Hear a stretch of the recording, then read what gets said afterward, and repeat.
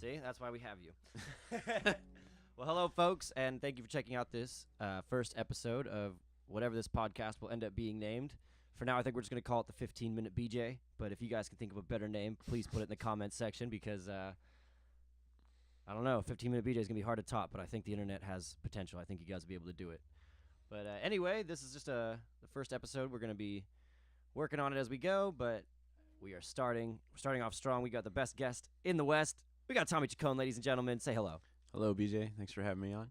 So Tommy is one of my favorite people. I met him through the open mic that I run at Blarney Stone in Claremont.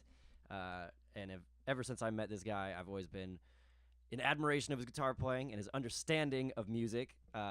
He tries to put this knowledge on me every once in a while, and I'm just too stupid. But that's why I brought him on, because I want to talk to him and get a recording so I can listen to this over and over and try to steal these notes. Gotcha. I know. I fancy myself the amateur professional. He's pretty good, folks. So what have you been up to these days? Let's see.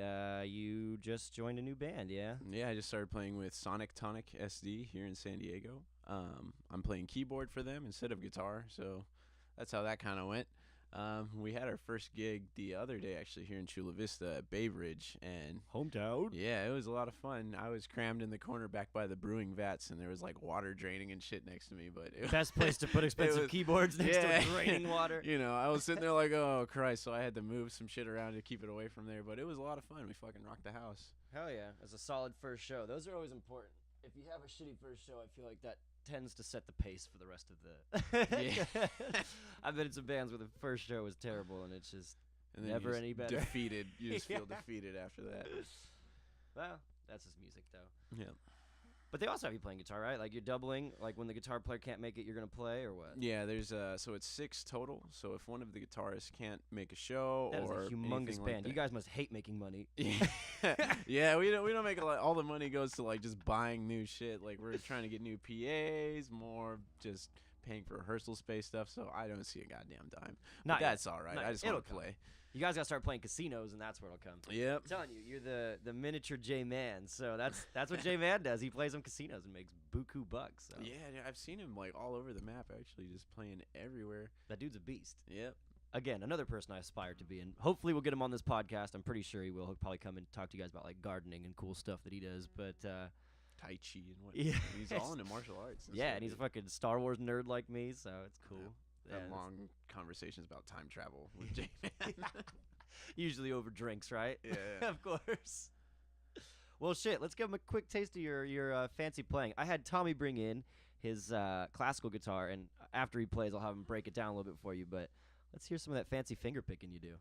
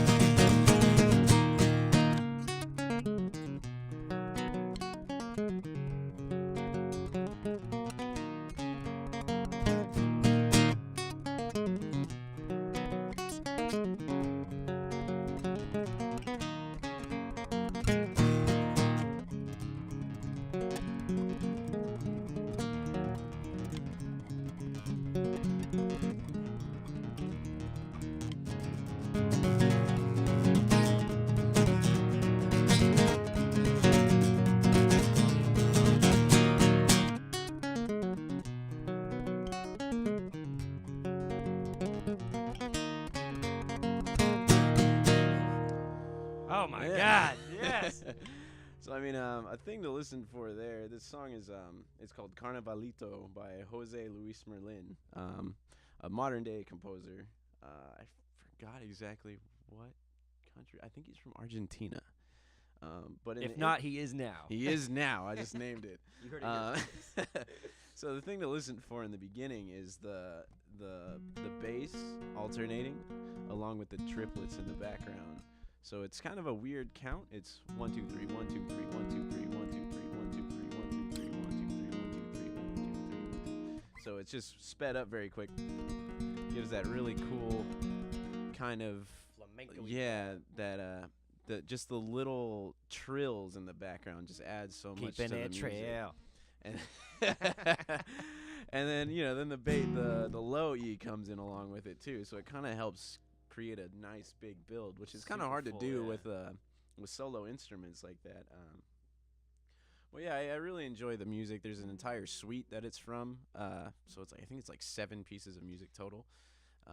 I've been working on it for way too long and only learned about 3 of them, but it's a lot of fun. It's a good one to listen to. It's For called people The who don't know Suite. what Tommy's actually doing right now, he's not just using his left hand to play the notes on the fretboard. He's using his right hand to pick these strings individually or at the same time, which is the thing that I just can't seem to do is master using 2 hands at the same time and moving multiple digits. Like, this man has 11 fingers. They're just fucking flying over here. It's crazy. Well, yeah, it's a lot of fun to do. The suite is really good to check out. It's called the Suite del Recuerdo. You can find it on YouTube. I think he actually has a video of himself playing it live somewhere, and it's much more impressive than me trying to do it. Nah, fuck that. We're going to make a YouTube video of you, too. It's gonna be way better. But yeah, lots of good stuff that you can play through classical guitar. Some of the best composers, I would say, would be like Francisco Tárrega. I personally really love Jose Luis Merlin, but another big name is like Heitor Villalobos and Gasper Sands. And there's just a whole lot of good stuff that you can get through it. Did you start music on guitar, or did you start on keyboard? I did start on guitar, actually. I got a guitar when I was this is the stuff that you jumped in and learned. Like, these were your first songs? No, I actually didn't learn these until about when I was like 19. I started taking classical guitar, so that's only about 6 years ago. And when did you start playing? I started playing when I was about 12. I just Oh, yeah, me bought too. it, See, yeah. my first song was... And that's just not as impressive as what you did. I think my first one was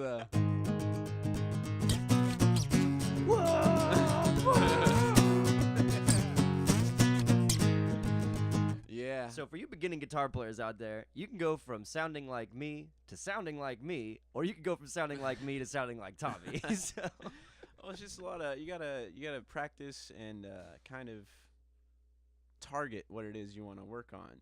So you're like, hey, I really want to get better at playing something. Like if I'm uncomfortable playing in the key of D, then for this whole next month, I'm only gonna play songs in the key of D.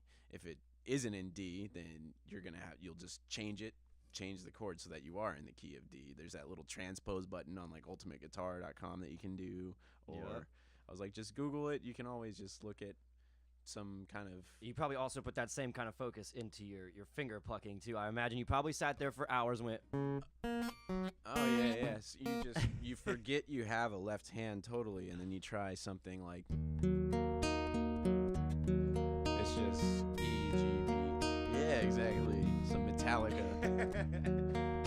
Something like that. Or, I mean, you come up with other patterns.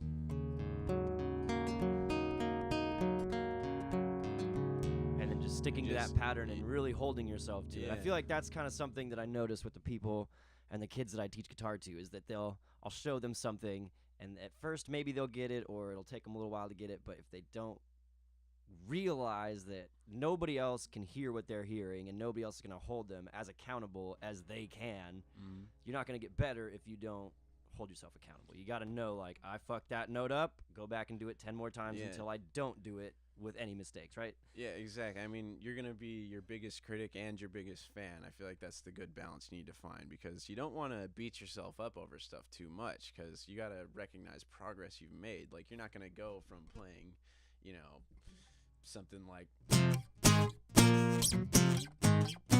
to being able to shred the entire solo to One by Metallica. Like, it's just not going to happen overnight. But if you can understand that you're playing your chords in time, actually, like you had bad rhythm before, and now your rhythm's completely improved because you bought yourself a metronome, that's a good accomplishment to have there. Do you practice with the metronome? You like to use metronomes? I used to. I still hate the damn little thing. I only ever use them if I record, and I'm not very good at finding like a time signature or knowing if it's 4/4, 3/4, 4/8, or 69/69. Like, so it's always good for me to be surrounded by people like you who know what they're doing, because then I can always, just kind of play my song and somebody else makes the click work for me, but I cannot practice to a click. Like, I'm so fucking bad at it. Yeah, it's tough having that outside, just constant source that you have to listen to. But it will help if you want to play in a band or something. It helps you just listen to something other than yourself. Totally. Because if you're playing a band with a drummer, first step, get that drummer on a click. Yeah, get Second step, figure out what he's playing to, and the rest of the band practices that. Exactly. I mean, if you do have a drummer, he is your metronome, so it's kind of setting the timing of most songs is going to be up to him unless there's some kind of intro that you have to start out with. But if you start out wrong, they'll usually fix you up. See, but I think it was you that told me this too. The guitar is not even technically well, it's a stringed instrument, but it's classified as a percussive instrument, Yeah, right? it's a just like how percussion. drums are a percussion instrument, Mhm. guitar is a percussive instrument because you can technically keep your own kind of beat. And like those dudes that do the fucking, Yeah, all the which I think is kind of maybe it's not a very new thing, but it seems to be just emerging the last couple of years where everybody seems to think like, okay, now I'm playing guitar, I have to play the whole guitar, which is making my life a hell of a lot harder. Oh yeah, everybody watched that drifting video by Andy McKee, and they wanted to do that.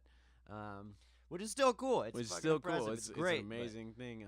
You tend to go into alternate tunings for that too, because when you're hitting it, even though you're hitting the body of the guitar, it's making the strings ring. Yeah.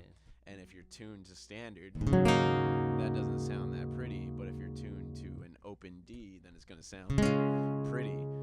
So I was like, you kind of get this cool, like, it's almost like a didgeridoo sound in the background, like a wow, just into the open chord. See, and for people out there that are listening and maybe you just started playing guitar, all this sounds really daunting and like threatening, like, oh my god, standard tuning, open D tuning. I was terrified of all this stuff until the last couple of years, and it's only because I was practicing mostly by myself, and I never really took the time to like talk to other people about how they play or what they do, and like learn from other people what they're doing. And you were a humongous inspiration for me when we started hanging out at the Blarney Stone, like just watching how you have the control of like you could, oh, I'm in this key, I'll move anywhere up and down the fretboard, you know where you are, like. Yeah. And I've never taken a lesson a day in my life, but like I'll go online and like, well, this looks like something Tommy might do. This looks like that would work out. Yeah, I mean, honestly, if you can learn the pentatonic major and minor scales, you can play to almost anything. That's not it. That's something.